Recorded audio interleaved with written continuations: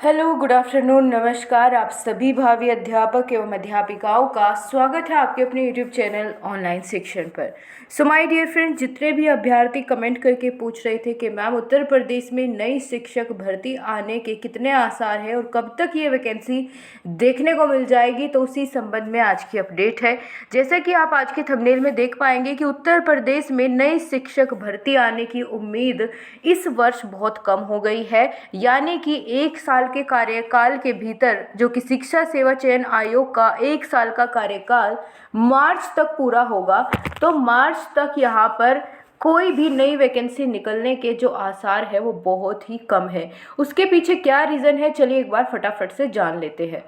जैसे कि आप आज के न्यूज़पेपर की हेडलाइन देख पाएंगे कि कार्यकाल के 1 वर्ष में नई शिक्षक भर्ती की उम्मीद कम, क्योंकि दर्जन भर से ज़्यादा तरह के शिक्षण संस्थानों में शिक्षक भर्ती कराने के लिए गठित उत्तर प्रदेश शिक्षा सेवा चयन आयोग द्वारा अपने 1 वर्ष के कार्यकाल में कोई नई भर्ती कराए जाने की उम्मीद कम है।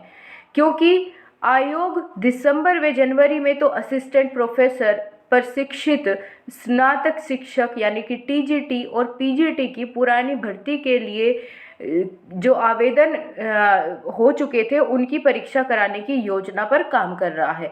तो जनवरी फरवरी में तो यहाँ दिसंबर जनवरी फरवरी में तो यहाँ बिजी रहेगा आयोग। उसके बाद 22 दिसंबर को पीसीएस प्रारंभिक परीक्षा भी आयोजित होनी है और जनवरी में यूपी बोर्ड की इंटरमीडिएट प्रायोगिक परीक्षा भी कराई जानी है। इसके अलावा 24 फरवरी से यूपी बोर्ड की लिखित परीक्षाएं होंगी। ऐसे में यूपी बोर्ड की लिखित परीक्षा के पहले अगर आयोग ये परीक्षाएं हो भी पाएगी तो वह पुरानी ही हो पाएगी।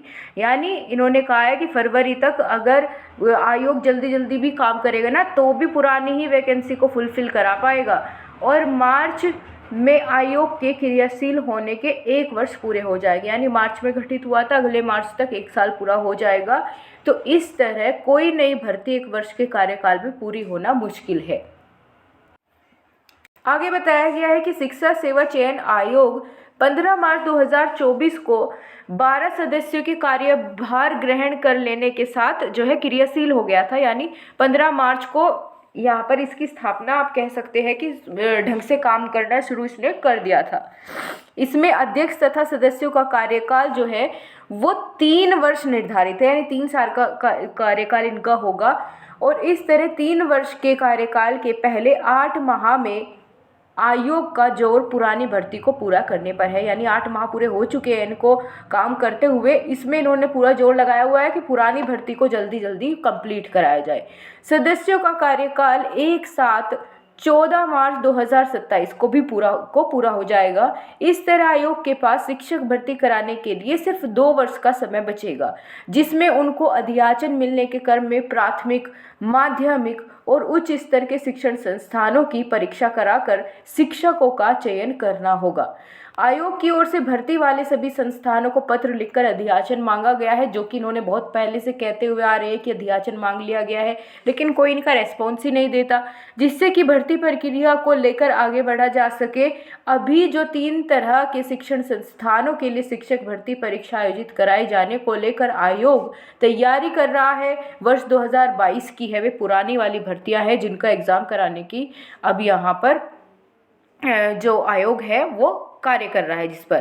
तो नई भर्ती को लेकर के यहाँ पर अभी लग नहीं रहा है कि भैया मार्च तक कोई नई भर्ती देखने को मिले, क्योंकि ये पुरानी ही पूरी करा दे, इनकी वही बड़ी बात है मार्च तक। तो आप एक ही भर्ती के भरोसे ना बैठ करके आप के सामने जितने भी ऑप्शंस आते हैं, चाहे वो किसी अदर टीचिंग एग्ज़ाम की हम बात कर ले, DSSB या फिर KVS या फिर अन्य कोई भी जो कॉम्पिटिटिव एग्ज़ाम होता है, आप उसमें भी अपना हाथ आजमाते रहे। ज़रूरी नहीं है आप एक के भरोसे बैठे, ठीक है। तो मिलते हैं आपसे अगली अपडेट के साथ, तब तक के लिए नमस्कार। ये थी आज की शिक्षा संबंधी अपडेट।